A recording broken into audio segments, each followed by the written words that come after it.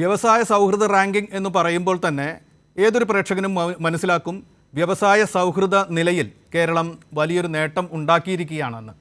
എങ്കിലും വ്യവസായ സൗഹൃദ റാങ്കിംഗ് എന്ന് പറയുന്ന ആ സമ്പ്രദായം എന്താണ്?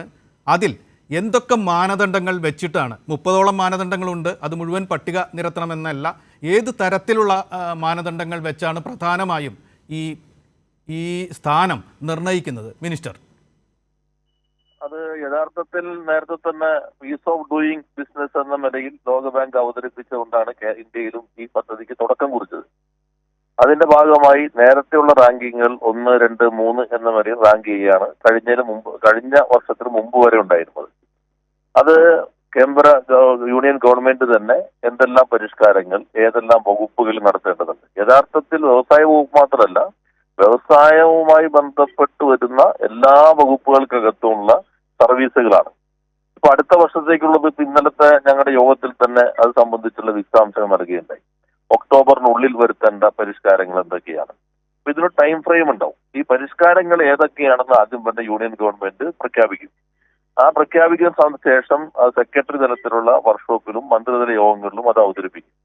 അത് കഴിഞ്ഞിട്ട് മിക്കവാറും ഇടയ്ക്കിടയ്ക്കുള്ള അവരുടെ റിവ്യൂ ഉണ്ടായിരിക്കും.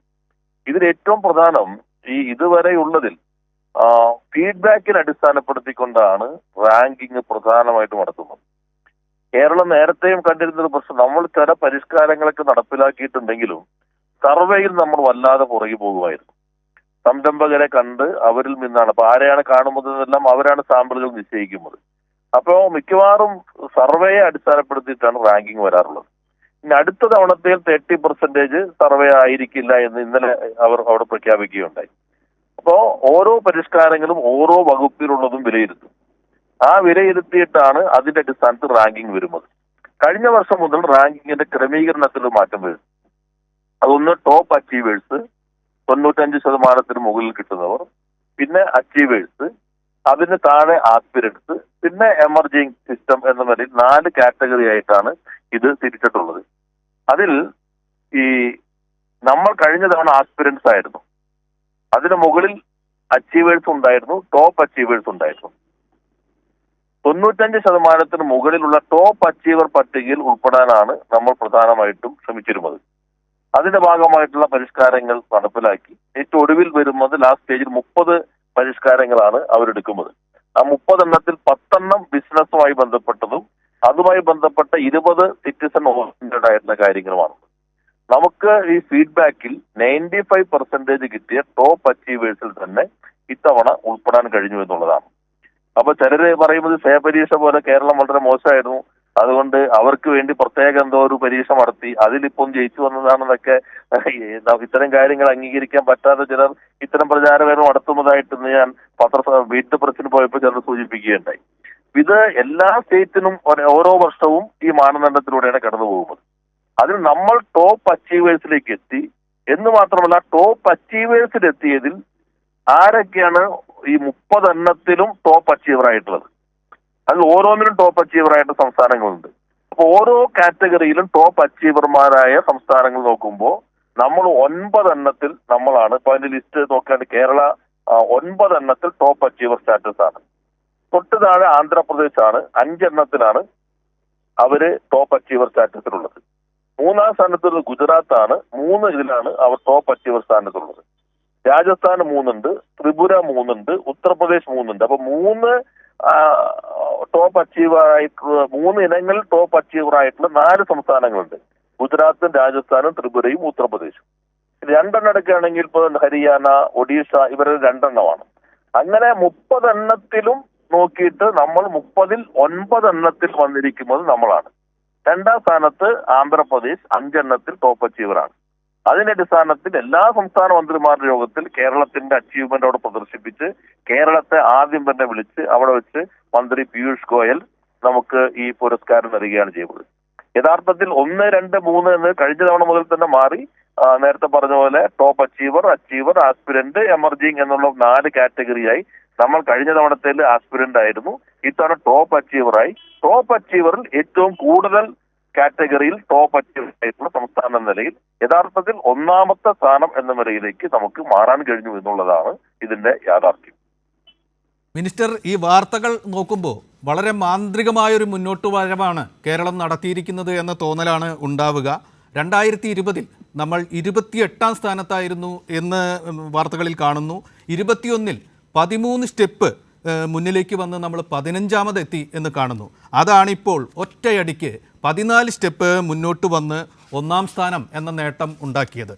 ഇതിന് ഒരുപാട് താങ്കൾ പറഞ്ഞതുപോലെ വ്യവസായ വകുപ്പ് മാത്രമല്ല, ബന്ധപ്പെട്ട പല വകുപ്പുകളും ഉദ്യോഗസ്ഥ സംഘവും ചേർന്ന് വലിയ ഒരു ഹോംവർക്ക് നടത്തിയിട്ടുണ്ട് എന്ന് സ്വാഭാവികമായും മനസ്സിലാക്കാം. ഈ മാജിക്കലായിട്ടുള്ള അച്ചീവ്മെൻറ്റിൻ്റെ പിറകിൽ പഞ്ചായത്ത് തോറും എക്സിക്യൂട്ടീവുകളെ വെച്ചു, വ്യവസായ എക്സിക്യൂട്ടീവുകളെ വെച്ചു എന്നത് മുതൽ ഉദ്യോഗസ്ഥർക്കാകെ പുത്തൻ രീതിയിലുള്ള പരിശീലനം അത് സംസ്ഥാനത്തിനകത്തും പുറത്തും നൽകി എന്നതടക്കമുള്ള കാര്യങ്ങൾ ഇതിൻ്റെ പുറകിലുണ്ട് എന്നും വാർത്തകളിൽ കാണുന്നുണ്ട്. എങ്ങനെയായിരുന്നു കേരളത്തിൻ്റെ ഹോംവർക്ക്? ഈ മാന്ത്രികമായ നേട്ടം കൈവരിക്കുന്നതിന് പുറകിൽ കേരളം എന്ത് ചെയ്തു? അതൊന്ന് പറയാമോ? നമ്മളെല്ലാം മന്ത്രിമാർ എന്നവരിൽ നയിക്കുന്നത് പ്രകടന പത്രികയാണ്. പ്രകടന പത്രിക പറഞ്ഞിരുന്നത് ഈ 2022 10-നുള്ളിലേക്ക് എത്താൻ കഴിയണം, 5 വർഷം പൂർത്തീകരിക്കുമ്പോഴേക്കും 1ാം സ്ഥാനത്തേക്ക് എത്താൻ കഴിയണം എന്നതാണ് പ്രകടന പത്രികയിൽ ജനങ്ങൾക്ക് നൽകിയ വാഗ്ദാനം. അതിനനുസരിച്ചുള്ള പ്രവർത്തന പദ്ധതിയാണ് ഞങ്ങൾ നടപ്പിലാക്കിയത്. മുഖ്യമന്ത്രിയുടെ നേതൃത്വത്തിലുള്ള യോഗങ്ങൾ അതിനാവശ്യമായിട്ട് ദിശാബോധം പകർന്നു.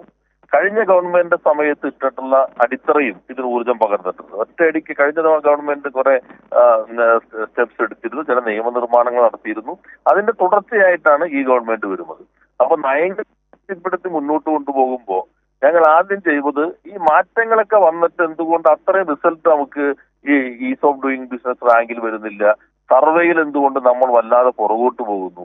അതുകൊണ്ട് ആദ്യം ഞങ്ങൾ സംഘടനകളുമായിട്ട് ആശയവിനിമയം നടത്തി. നിങ്ങളിപ്പോ ചന്ദ്രശേഖരൻ ഓഫീസിൽ വന്നിട്ടുണ്ടോന്നറിയില്ല, എന്റെ ഓഫീസിൽ ഒരു കൗണ്ട് ഡൗൺ, സ്ക്രീനിൽ തന്നെ കൗണ്ട് ഡൗൺ കാണാം.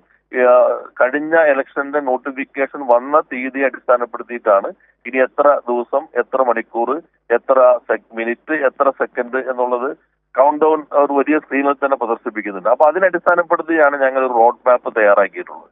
ആദ്യം തന്നെ ഞങ്ങൾ പ്രധാനപ്പെട്ട സംഘടനകൾ, ഇപ്പോ small scale industries association, FICCI, CIA, ASSOCHAM, അവരെല്ലാം വിളിച്ചു. നിങ്ങൾ ഗവൺമെന്റിൽ നിന്ന് എന്താണ് പ്രതീക്ഷിക്കുന്നത്? കൂടുതൽ നിക്ഷേപം വരാന്, കൂടുതൽ തൊഴിലവസരം സൃഷ്ടിക്കാനും. അതിനുശേഷം അവരുടെ അഭിപ്രായങ്ങൾ കേട്ടു. പിന്നെ എല്ലാ ജില്ലയിലും പോയി ഞങ്ങൾ മീറ്റ് ദ മിനിസ്റ്റർ എന്ന പ്രോഗ്രാമിലൂടെ ഏകദേശം ഒരു 10,000-ഓളം സംരംഭകർ നേരിട്ട് കേട്ടു, പ്രായോഗികമായ പ്രശ്നങ്ങൾ മനസ്സിലാക്കി. അതിന്റെ അടിസ്ഥാനത്തിൽ ചില നിയമനിർമ്മാണങ്ങൾ കൊണ്ടുവന്നു, ചട്ടങ്ങൾക്കകത്ത് മാറ്റം വരുത്തി, സർക്കാർ ഉത്തരവുകൾ ഇറക്കി, എല്ലാ വകുപ്പുകളുടെയും ഏകോപനം നടത്തി, national law university vice chancellor അധ്യക്ഷൽ കമ്മിറ്റി രൂപീകരിച്ചു നിയമങ്ങളും ചട്ടങ്ങളും പരിഷ്കരിക്കാൻ. അതിന്റെ അടിസ്ഥാനത്തിൽ എല്ലാ വകുപ്പുകളുടെയും അതിന്റെ ശുപാർശകൾ നടപ്പിലാക്കാനുള്ള സംവിധാനം ഏർപ്പെടുത്തി. എല്ലായിടത്തും ഡിജിറ്റലൈസേഷൻ കൊണ്ടുവരാൻ ശ്രമിച്ചു. പിന്നെ 50 കോടി വരെയുള്ള നിക്ഷേപമാണെങ്കിൽ ലൈസൻസ് ഇല്ലാതെ അക്നോളജ്മെന്റ്, KSIFT അക്നോളജ്മെന്റ് വരെ പ്രവർത്തിക്കാനുള്ള നിയമം കൊണ്ടുവന്നു. 50 കോടിക്ക് മുകളിലാണെങ്കിൽ 7 ദിവസത്തിനുള്ളിൽ എല്ലാ രേഖകളോടും കൂടി അപേക്ഷ സമർപ്പിച്ചാൽ 7 ദിവസത്തിനുള്ളിൽ ലൈസൻസ് കൊടുക്കണം എന്നുള്ള പുതിയ നിയമം പാസാക്കി. ചില പരിശോധനകളെ സംബന്ധിച്ചൊരു വിവാദം കേരളത്തിൽ ഈ ഗവൺമെന്റ് തുടക്കത്തിൽ വരികയുണ്ടായി. ആ വിവാദങ്ങളുടെ രാഷ്ട്രീയം വേറെ വസ്തു വെച്ചുകൊണ്ട് തന്നെ ഞങ്ങൾ തിരുത്തേണ്ട എന്തെങ്കിലും പ്രശ്നങ്ങളുണ്ടോ എന്ന പരിശോധന നടത്തി. അതിന്റെ അടിസ്ഥാനത്തിൽ ഏതെങ്കിലും ഉദ്യോഗസ്ഥന് തന്നിഷ്ടപ്രകാരം പരിശോധന നടത്താൻ കഴിയുന്ന രീതി അവസാനിപ്പിച്ചു. സോഫ്റ്റ്വെയറിനെ അടിസ്ഥാനപ്പെടുത്തിക്കൊണ്ടുള്ള ഒരു KSIS, Kerala centralised inspection system കൊണ്ടുവന്നു. പരാതികൾ പരിഹരിക്കാനായിട്ട് നിയമസഭ തന്നെ ഒരു പുതിയ സംവിധാനം ഏർപ്പെടുത്താനുള്ള നിയമം പാസാക്കി. ആ നിയമം അടിസ്ഥാനപ്പെടുത്തിക്കൊണ്ട് രൂപീകരിക്കുന്ന ബോർഡിന് അതിന്റെ മുൻപിൽ വരുന്ന പരാതികൾ 30 ദിവസത്തിനുള്ളിൽ ഏത് വകുപ്പിനെ സംബന്ധിച്ചാണെങ്കിലും തീരുമാനമെടുക്കണമെന്ന് വ്യവസ്ഥ വന്നു. എടുക്കുന്ന തീരുമാനം 15 ദിവസത്തിനുള്ളിൽ നടപ്പിലാക്കണം.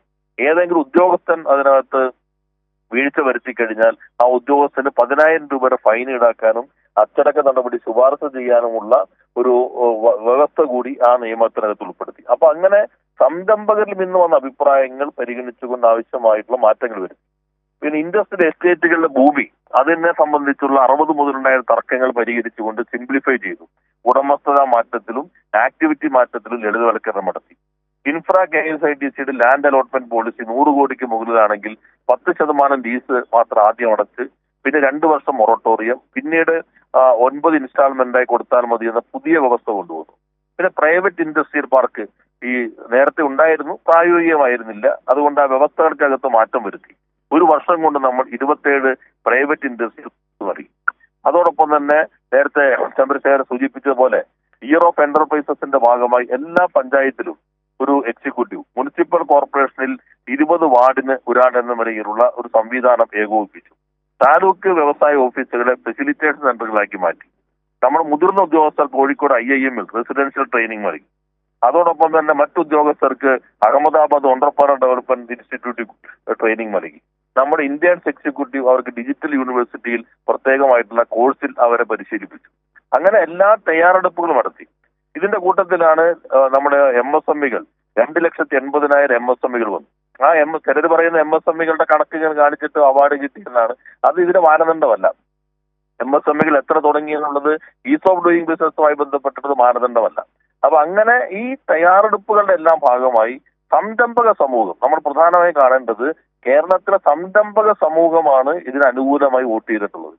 അവരുടെ സർവേയിൽ അവർ പ്രകടിപ്പിച്ച ആ അഭിപ്രായത്തെ അടിസ്ഥാനപ്പെടുത്തിയിട്ടാണ് നമുക്ക് 95% മുകളിലേക്കുള്ള സ്കോർ ലഭിച്ചിട്ടുള്ളതും നമ്മൾ ടോപ്പ് അച്ചീവറായി മാറിയിട്ടുള്ളതും അവരുടെ പ്രതികരണത്തിന്റെ കൂടി അടിസ്ഥാനപ്പെടുത്തിക്കൊണ്ടാണ്. അപ്പൊ ഇതൊരു കളക്റ്റീവ് വർക്കാണ്. മുഖ്യമന്ത്രിയുടെ നേതൃത്വത്തിലുള്ള മന്ത്രിസഭ, ചീഫ് സെക്രട്ടറി നേതൃത്വത്തിലുള്ള ഉദ്യോഗസ്ഥന്മാർ, പിന്നെ വ്യവസായ വകുപ്പ് പ്രത്യേകിച്ച് നമ്മുടെ ടീം തുടർച്ചയായി നടത്തിയ പ്രവർത്തനം, ഒപ്പം സംരംഭക സമൂഹം, അവരെല്ലാവരും ചേർന്നുള്ള പ്രവർത്തനത്തിന്റെ ഒരു കളക്റ്റീവ് വർക്കിന്റെ, ടീം വർക്കിന്റെ റിസൾട്ടാണ് വന്നിട്ടുള്ളത്.